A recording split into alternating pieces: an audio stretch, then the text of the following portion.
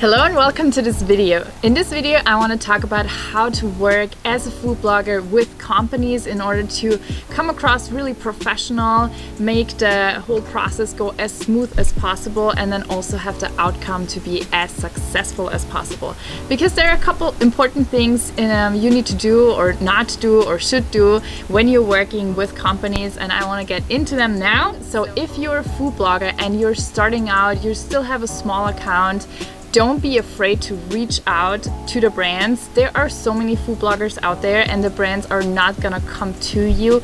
You, in the beginning, really have to come to them. Don't be afraid to reach out, send them emails, try to contact them on Instagram, and just send them a message, tell them about yourself, and ask them if they are interested in working with you, and that's how you can start. And then in the beginning, obviously don't expect to get paid right away.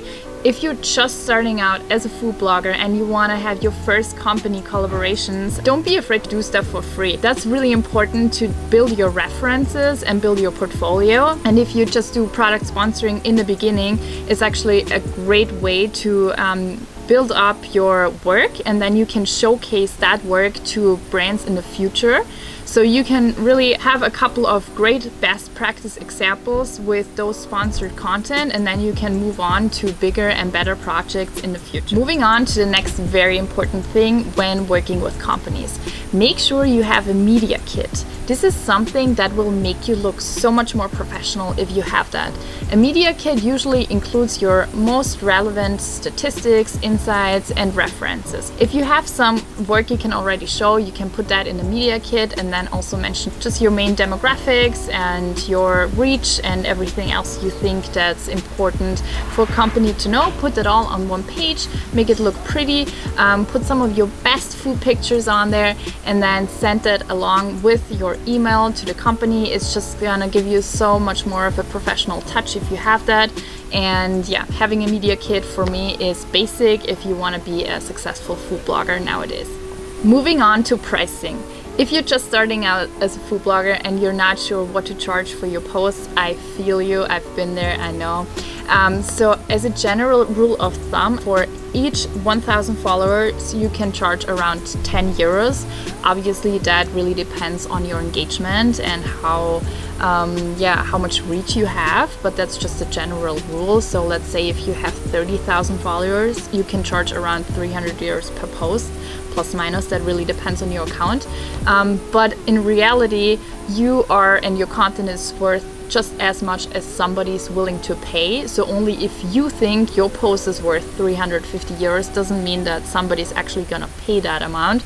So try to find your right price by playing around a little bit with it.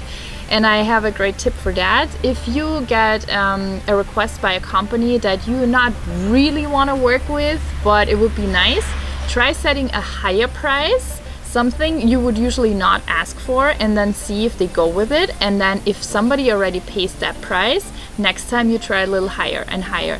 And then you just try to go as high as you can and try to find your reach of your price range where you feel comfortable and what companies are also willing to pay. This is something that just takes time. In the beginning, it's kind of hard to find the right price point, but play around with it a little bit and remember the general rule of thumb. When you're working with companies, something really important is always read your contracts. Having a contract in place can help you on multiple levels because you just have all the agreement written down, and you have to stick with it. They have to stick with it also regarding payment, and it's really important to read every little single detail of it, especially regarding non-compete clause and exclusivity. Because if you disregard exclusivity, you can get into really big problems. I've had them a couple of times in the past, especially if companies want an exclusivity right on an entire niche.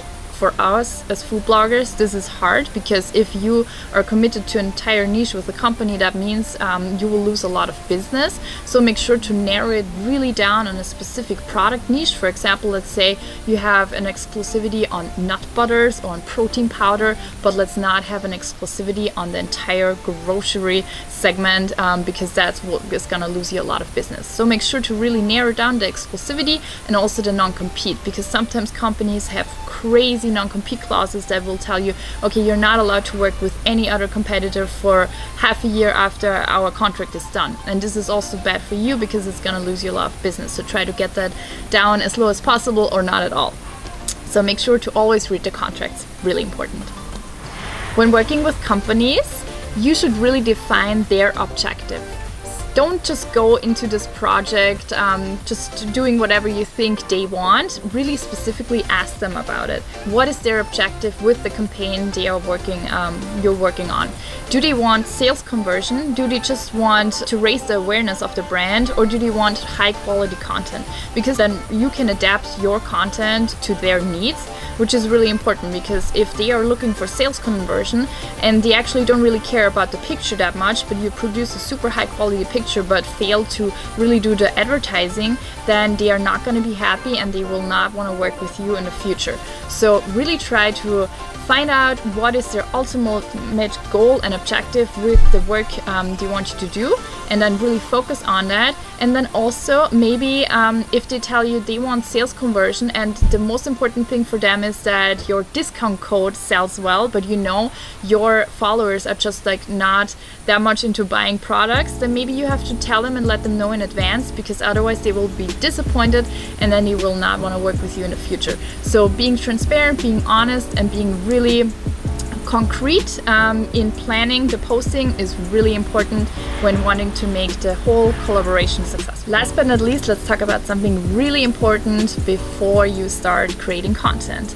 Get the approval of the company for your idea first before you start producing anything. Write them an email about a very specific plan you have for that content. What story idea do you have? What posting idea do you have? Maybe send them the ingredients of the recipe or a broad description of how you're gonna place the set, because I've had that in the past a couple of times, that I just went ahead and I made a recipe and they didn't approve of the recipe, and then I had to get all the way back, do it all over again. I had double the work just because I did not double check in the beginning and got the approval upon the recipe. So before you start any work, get the approval of the company, because that's gonna save you a lot of time in the long run. So I really hope these tips were helpful for you if you want to start working with companies as a food blogger, and I'll see you in the next video. Bye guys.